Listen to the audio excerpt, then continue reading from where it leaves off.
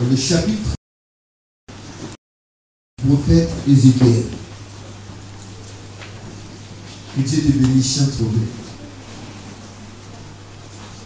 C'est une des meilleures voix du pays. Alléluia.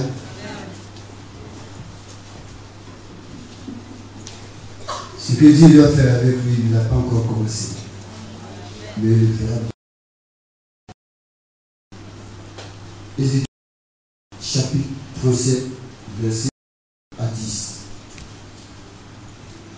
La main de l'Éternel fut sur moi, et l'Éternel me transporta par son esprit, et me déposa dans le milieu d'une vallée remplie d'ossements. Il me fit passer auprès d'eux tout autour, et voici, ils étaient fort nombreux, complètement secs. Il me dit, fils de l'homme, ces eaux pourront-ils revivre? Je répondis, Seigneur éternel, tu le sais. Il me dit, prophétise sur ces eaux et dis-leur ossements desséchés, écoutez la parole de l'Éternel. Ainsi parle le Seigneur l'Éternel à ces eaux. Voici, je vais faire entrer en vous un esprit et vous vivrez.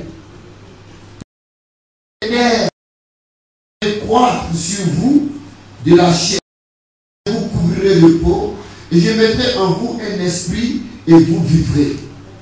Et vous saurez que je suis l'Éternel.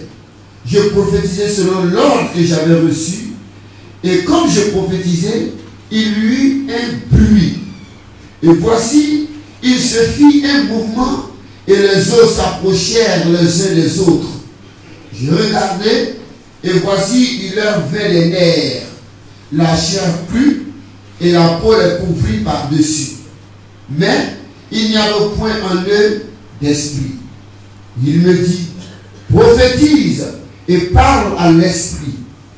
Prophétise, fils de l'homme, et dis à l'esprit, ainsi parle le Seigneur, l'Éternel. Esprit, viens des quatre vents, souffle sur ces morts, et qu'ils revivent. Je prophétisais l'ordre qu'il m'avait donné, et l'esprit en ils reprirent vie, et ils s'étaient sur leurs pieds, c'était une alliance. Que le Seigneur ajoute sa bénédiction à sa parole. Émanant du Seigneur à son prophète Ézéchiel. Et dans cette vision, il se trouvait en face d'un tas d'ossements, des morts. Non seulement ils sont morts, mais ils sont passés par le stade de la putréfaction. Et maintenant, il ne restait que les ossements, les os. Et Dieu a posé la question au prophète, à savoir, est-ce que ces os, ces morts qui sont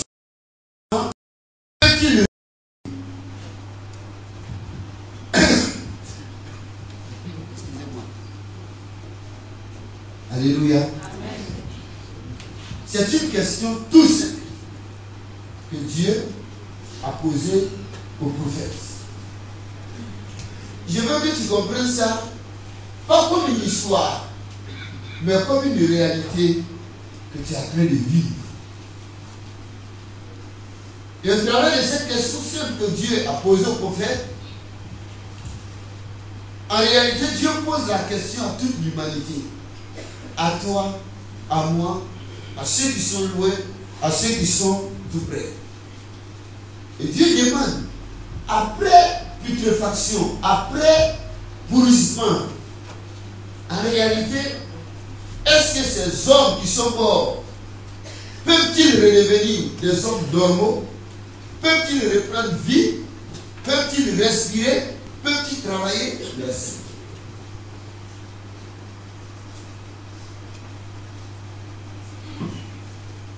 Si le cadavre est encore en état de cadavre, on peut toujours dire qu'il y a espoir.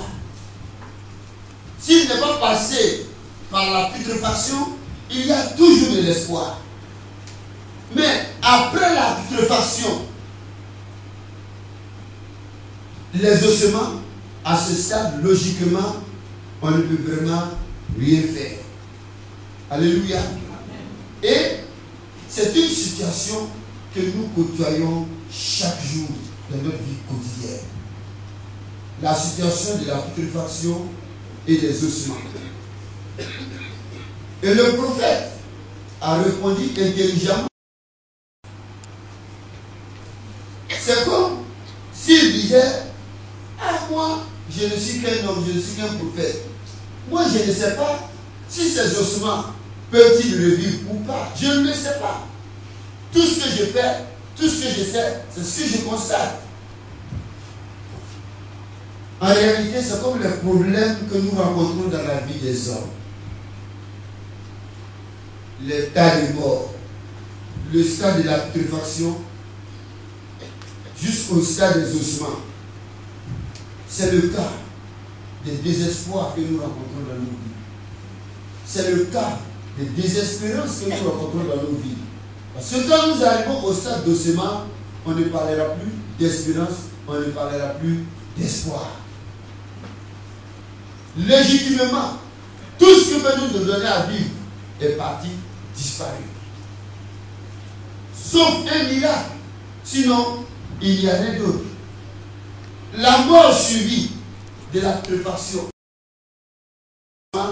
Il n'y a plus rien à faire. Est-ce que ces ossements peuvent-ils revivre? La question est posée. Bien aimé, rationnellement, ces ossements ne peuvent plus revivre.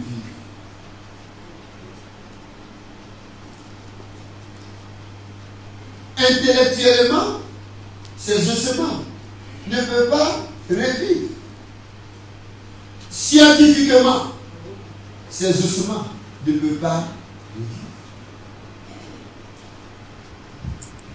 Et le prophète, en quelques termes, il disait non, c'est impossible. Parce que l'homme ne fait que constater avec la raison, avec la science. L'homme ne cherche à donner des explications avec la science, avec la raison. Mais Dieu est au-delà de la science, au-delà de la raison. Là où l'homme est limité, c'est là que la main de Dieu commence. C'est le début de la main de Dieu. Effectivement, nous arrivons à des situations dans les vies où nous avons dépassé le stade de la putréfaction. Nous sommes arrivés dans le cas des ossements. C'est comme la séparation dans un foyer. Lorsque chacun des deux conjoints prend un chemin différent, est-ce que cela peut être restauré encore? Rationnellement, c'est difficile.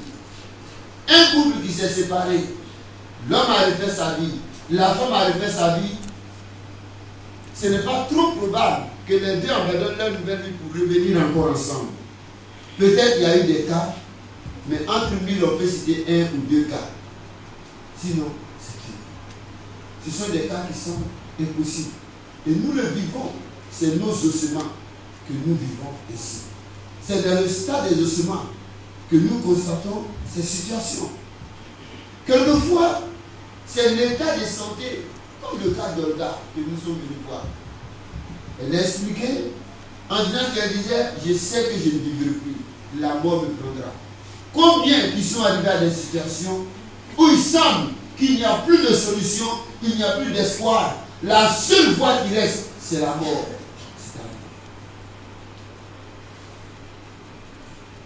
Dieu m'a fait la grâce, nous sommes tombés sur une femme qui a vécu un cas de foyer. Elle a bu un poison. Le poison, c'est l'acide. Quand c'est bouché, il y a un acide on met dans le lavabo et puis ça broie tout et puis tout. Elle a bu pour mourir. Donc son estomac, tout s'est perforé. Elle ne peut plus dormir. Elle reste dans le fauteuil, dans le divan, elle met le boucher plus son ça, elle dort assise. Elle ne peut pas manger de la nourriture seule parce que dès qu'elle s'arrête, ça ressort. Elle ne connaissait pas Jésus. Elle était arrivée au stade des ossements. Il n'y avait plus rien. Scientifiquement, il était déclaré qu'elle allait vivre de façon handicapée, ainsi, et c'est la mort qui sera la finale solution. Jusqu'au jour où par téléphone, nous avons dit, il y a quelqu'un qui t'a créé et qui possède en quantité énorme des pièces de rechange de ta vie. Ce que la maladie a frappé, ce que la mort a frappé, ce que les accidents ont frappé, il ne fait pas seulement que réparer, mais il renouvelle l'organisme, il change, il envoie la pièce nouvelle. Nous lui avons dit, même au téléphone, celui dont on parle agit. Il est partout à la fois, il est omniprésent, il est omnipotent, il est omniscient. Mais avant même que nous ne parlons, il connaît la situation, il a déjà prévu la solution, il attend seulement quelque chose de ta part. Elle a dit, qui c'est? Nous avons dit, c'est le grand Jésus.